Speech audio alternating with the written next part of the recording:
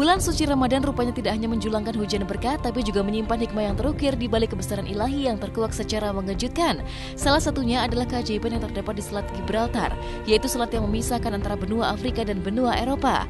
Pasalnya, meski menjadi tempat bertemunya dua laut besar antara Laut Atlantik dan Laut Mediterranean, tapi Selat Gibraltar seorang menjadi saksi betapa kedua air laut tersebut secara ajaib menciptakan pemandangan aneh tapi nyata.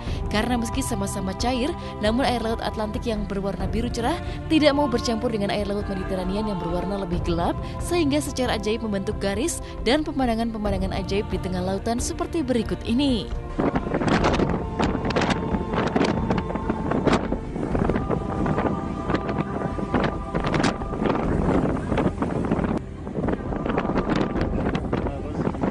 Ini adalah kekuasaan Allah yang memang kita tidak bisa berpikir apa akan terjadi, tapi kalau Allah sudah menentukan, apalagi sudah ada dalam surat Al-Quran, itu pasti akan terjadi di dunia ini. Tidak hanya pertemuan dua arus laut yang berbeda di Selat Gibraltar, tanda-tanda kebesaran Allah Subhanahu wa Ta'ala juga terpatri pada fenomena dua sungai, yaitu Sungai Rhone dan Arve. Dua sungai yang terletak di Jenewa, Swiss ini terkenal karena fenomena arus airnya yang meski saling bertemu namun tetap tak menyatu alias terpisah. Dan layaknya laut di Selat Gibraltar, air dari dua sungai Rhone dan Arve menciptakan fenomena garis warna yang berbeda, menyisakan tanya, ada makna apa yang terselip di balik kebesaran Sang Khalik ini?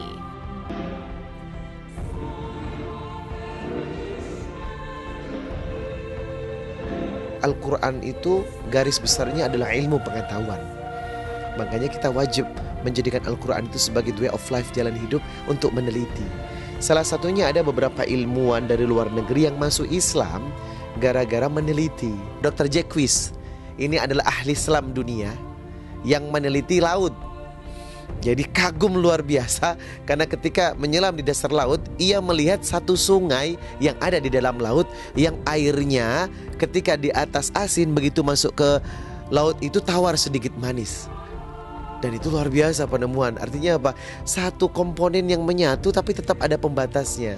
Sehingga Dr. Jacques membaca satu surat dalam surat Ar-Rahman ayat 19 sampai 21. Marajal bahrani yaltaqiyan bainahuma barzakhul la yabghiyan fabi ayyi ala'i rabbikuma tukadziban. Dua laut yang Allah ciptakan masing-masing beda rasanya dan seolah-olah memiliki pembatas.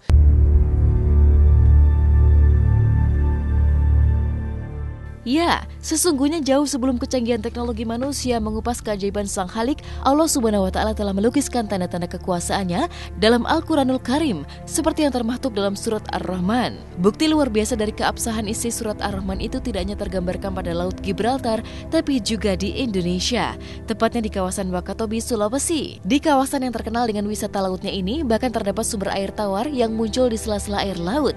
Dan mengejutkan, meski muncul di tengah air laut yang asin, keajaiban sumber air tawar yang juga pernah dibuktikan oleh pedangdut Dewi Persik tersebut sama sekali tidak bercampur dengan air laut, bahkan segar layaknya air biasa. Subhanallah.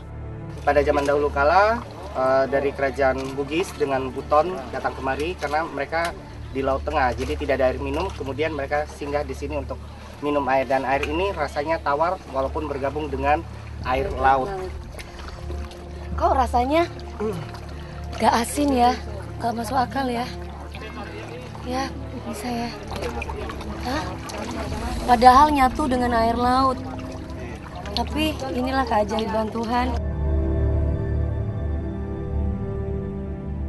Dan seolah tak cukup menebar bukti-bukti kekuasaannya di muka bumi, selain di Indonesia hingga Selat Gibraltar, keajaiban Sang Khalik di kawasan pegunungan Kilauea, Hawaii juga tak kalah membuat manusia tercengang. Pasalnya jika menyelam jauh ke dalam lautan di Kilauea, secara mengejutkan terdapat api yang tak padam. Api yang berasal dari lava pegunungan Kilauea itu bahkan membuat air laut sekitarnya terlihat mendidih karena tak henti-hentinya menyemburkan hawa panas api, mencuatkan frasa bunyi ayat surat At-Tur yang menyentil batin. Nikmat Tuhan manakah yang kamu ingkari?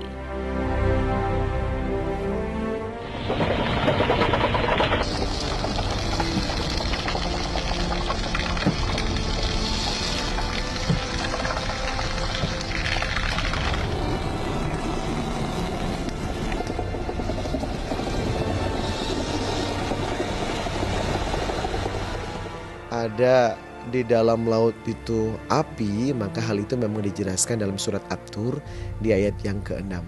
Wal bahril masjur, dan di dalam bahar laut itu ada api.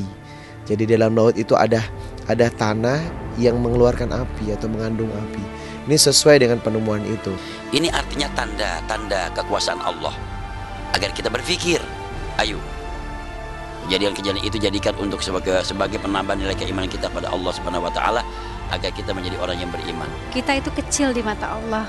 Kita itu benar-benar harus meningkatkan keimanan, ketakwaan kita kepada Allah. Apalagi sih tugas kita sebagai umat manusia di dunia ini kalau bukan kita bertakwa dan beriman kepada Allah, mengikuti apa yang sudah ditentukan di dalam Al-Quran, ya kan, di dalam agama.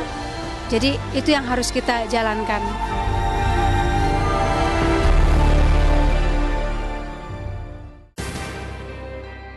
Menjalankan ibadah puasa sekaligus syuting sinetron rupanya menyisipkan cerita unik tak biasa.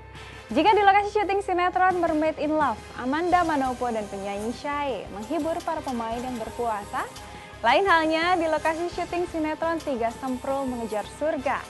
Syuting di tengah sengatan matahari yang panas, bahkan membuat Uus nyaris membatalkan puasa. Nah, bagaimanakah para selebriti kita melakoni syuting tapi tetap bertahan melawan godaan di tengah ibadah puasa? Simak berita lengkapnya sesaat lagi.